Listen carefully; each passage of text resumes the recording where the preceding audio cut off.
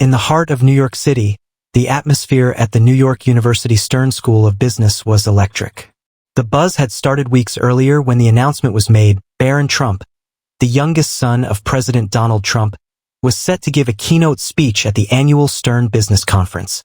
Students, faculty, and invited guests speculated on the content of his speech, wondering if he would address his father's polarizing politics, or if he would carve out his own niche, independent of the presidential shadow looming over him. Barron, now a junior at Stern, had always been something of an enigma. Tall and poised, he had the Trump family's unmistakable presence, yet he remained largely out of the public eye, especially compared to his older siblings. This speech represented not just a rare public appearance but also a chance to introduce himself on his own terms to a global audience. As the day of the speech arrived, the auditorium filled up quickly. Security was tighter than usual, with Secret Service agents blending into the crowd, their eyes sharp and assessing. Students clad in their best business attire whispered among themselves, their phones ready to capture a moment that would undoubtedly go viral. In the front row, NYU faculty and distinguished alumni gathered, their expressions a mix of curiosity and skepticism. Among them was Professor Elena Martinez, who had taught Barron in several finance classes. She noticed his quiet intellect and the respectful, almost reserved manner he conducted himself with.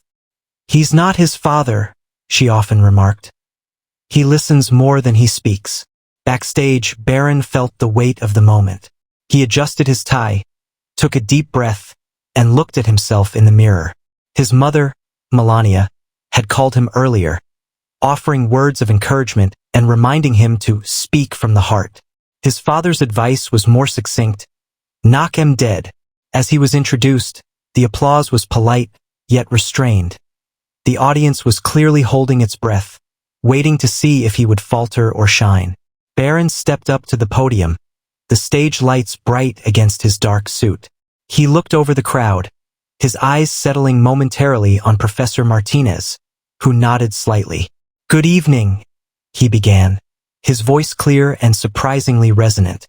"Today, I want to talk about something that affects all of us, regardless of our political beliefs or where we come from.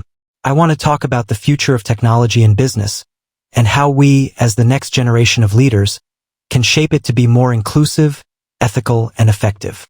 The room was silent, all ears on him as he started to lay out his vision, speaking not just as the president's son, but as a thoughtful student of business in his own right. As Barron delved deeper into his speech, the audience began to thaw, drawn in by his passion for technology and its potential to transform industries. He spoke about artificial intelligence, blockchain, and the Internet of Things with a fluency that belied his age, outlining how these technologies could revolutionize everything from healthcare to finance. "The challenge," Barron continued, his voice steady and confident, "is not just in developing these technologies, but in implementing them in ways that prioritize human welfare over profit. We must ask ourselves, are we creating tools that enhance our abilities, or are we merely replacing them?" He cited examples of companies that had successfully integrated AI to improve customer service without displacing workers, and he highlighted startups that were using blockchain to create transparent supply chains, making it easier to ensure that products were ethically sourced. The students were visibly impressed, nodding and murmuring in agreement. Even the more skeptical professors found themselves nodding along, surprised by the depth of his understanding and the maturity of his approach. "I believe that NYU Stern can lead the way in this new frontier," Barron asserted, shifting his talk towards a call to action. "We have the minds, the resources, and the drive. What we need now is a commitment to not only teach the mechanics of business but to instill a sense of moral responsibility to use those skills for the greater good." Professor Martinez, listening intently, felt a swell of pride. Barron was not just repeating textbook theories. He was proposing a new paradigm, one that resonated deeply with the values NYU Stern aimed to instill in its students. As he concluded his main points, Barron took a moment to reflect on personal anecdotes, sharing stories of his own internships and projects that had shaped his views. "During my time interning with a tech startup, I saw firsthand how cutting-edge tools could be used to solve real-world problems, if guided by the right hands and hearts." The room, now fully engaged, erupted into applause as he wrapped up his vision for a technologically advanced yet ethically grounded business landscape. Cameras flashed, capturing the moment when Barron Trump, often seen but seldom heard, truly stepped into his own as a promising young leader and thinker. As the applause died down, Barron invited questions, ready to engage with his peers and professors on an equal footing, demonstrating not just preparedness for the speech, but an eagerness to discuss and debate the ideas he had presented. The question and answer session began, and hands shot up around the auditorium.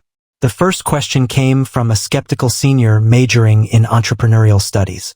You talk about ethical implementation of technology, but how do you reconcile that with business practices that prioritize profits over everything else? Isn't there a fundamental conflict?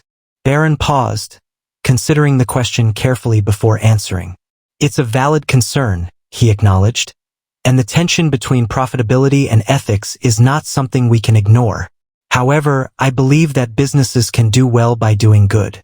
Sustainable and ethical practices can lead to brand loyalty, greater consumer trust, and ultimately, long-term profitability.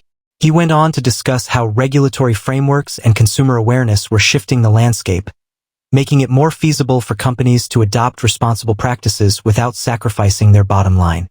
His response was thoughtful and well-articulated, impressing even his toughest critics in the audience. Another question came from a finance professor, curious about Barron's views on cryptocurrency and its regulatory challenges.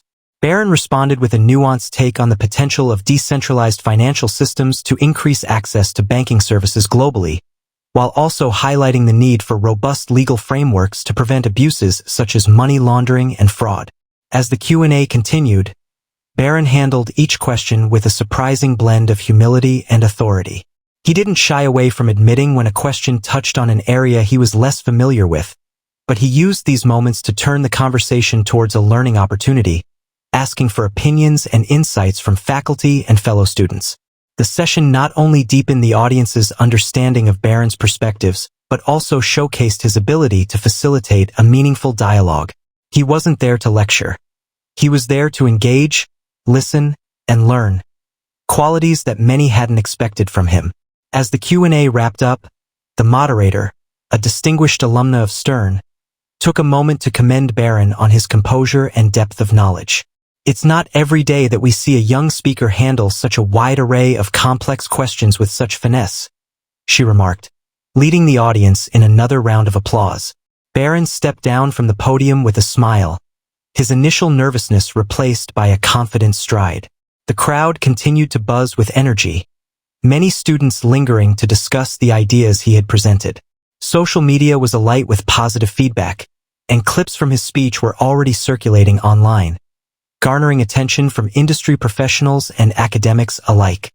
As the auditorium emptied, groups of students and faculty stayed behind, animatedly discussing the insights Barron had shared.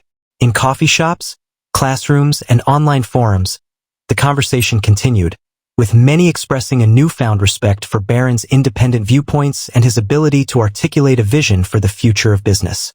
Backstage, Barron was greeted by his advisors and a few close friends who had supported him through the preparation for this day. Their congratulations were warm and genuine, and Barron felt a sense of accomplishment. He had not only managed to present his ideas effectively, but had also sparked a broader conversation about ethics in business. Meanwhile, Professor Martinez and several colleagues discussed the potential of incorporating some of Barron's ideas into the curriculum. They were particularly interested in his emphasis on ethical technology use and saw it as a critical component of modern business education. The professor proposed a new seminar series, inspired by Barron's speech, to explore these concepts further.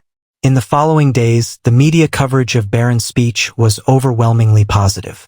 Major business publications and tech blogs praised his innovative approach and the maturity with which he handled complex topics. Interviews requests poured in, and Barron was invited to speak at several other prestigious events and institutions. The university's administration was equally impressed, and the dean of Stern personally wrote to Barron, commending him on his contribution to the school's reputation as a forward-thinking institution. This recognition was not just a personal achievement for Barron, but also a moment of pride for NYU Stern. Outside the academic world, the impact of Barron's speech resonated in unexpected ways.